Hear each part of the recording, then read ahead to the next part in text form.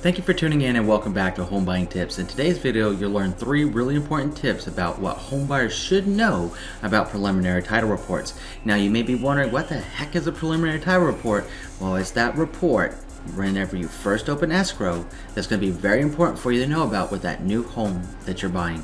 My name is Andrew Finney. Please consider me your real estate geek. I am always here to help. My contact information is in the show more description below and always at the end of every video. So let's go ahead and go into the 3 things that you really need to know about your preliminary title report, and towards the end I'll give you 3 more bonus tips about what to keep an eye on.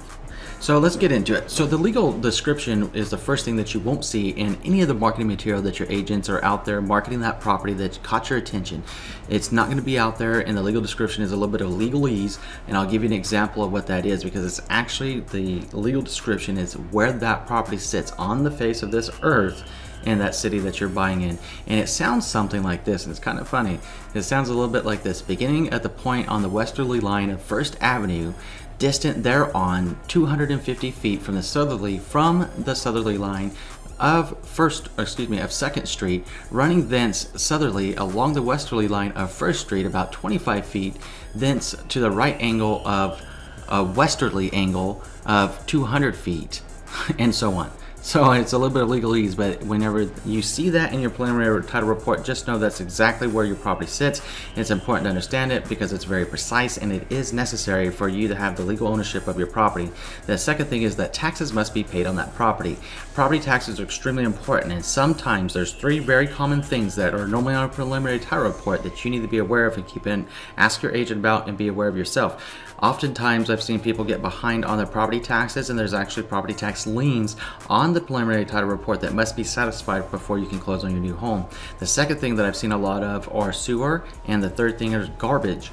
Those 3 things actually are pretty common for some reason for people not paying, and I always notice them on a preliminary title report and make sure that everything's going to be satisfied prior to the buyer purchasing the property, or if the seller wasn't aware of it, that the seller realizes they have to bring it current to be able to sell that property. Those are really important things to look at and ask your agent about on that preliminary title report as well. Or simply call the escrow officer and ask them about it too.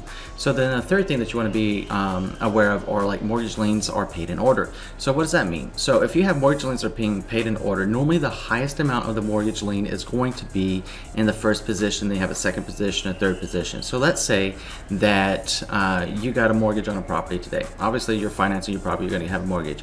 Let's say it's a $300,000 balance. So that's the first one. Let's say 5 years from now, you've paid it down some, and you actually ended up taking a second mortgage out on the property for some reason, and that was $50,000. Well, that higher of the 2 would have to be paid off first prior to being able to pay off the second mortgage, and before either of them can get paid, property taxes have to be paid first. It's like a super priority position for taxes, then first the first lien holder, second lien holder, third lien holder, so on and so forth, all down the line. And that's why you see some issues sometimes with short sales, depending on how many mortgage providers there were and how many liens are on that property, because somebody's getting shorted somewhere if there's not enough money to go around, hence the term short sale.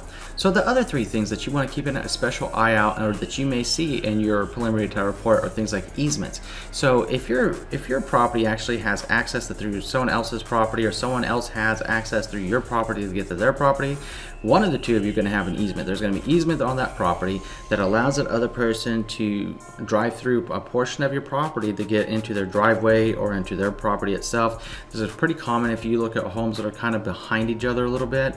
Whenever you take that arrangement, then normally there's got to be a common shared space there, or it's going to be sitting on somebody's property line or the other. There's an easement that's actually going to run on that line right there. So it's important to know what the easements are. You also, if you're buying an HOA community, you're going to be bound to the covenants, conditions, and restrictions. That's why it's extremely important for you to actually take a look at the HOA documents that you get while you're in escrow, because once you agree to it and once you close, you have legally agreed to be subject to those CC&Rs, and you need to be in compliance with them.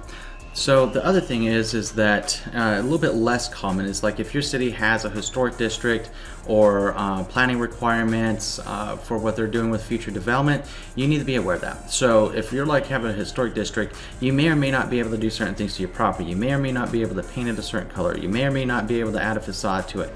It's important to understand what those restrictions are and what's bound to that property before you actually end up closing on that property. So it's best to know all this stuff up front, hence the preliminary title report that generally you will receive in the first 10 days of the escrow period. If you don't get it within that period, you need to be giving your agent a call and asking them what's going on with that so they can get it, review it with you, answer any questions you have, get the title officer on the phone, and have them address any other questions that you may have as well. Now, if you have any questions about this video or any tips you would like to share, I'm going to put my contact information up. Please feel free to reach out to me. Even if you just want to say hi, I always enjoy hearing from you. Now, if you learned something new from this video, I'm going to ask you to do 3 things. Number 1, please subscribe to this channel. Number 2, please like this video. And number 3, please share this video around with someone you know is going to be able to help. Thank you so much for watching today. And lastly, I'd like to wish you all the love, wealth, abundance, and happiness in the world. Thank you so much. We'll see you soon.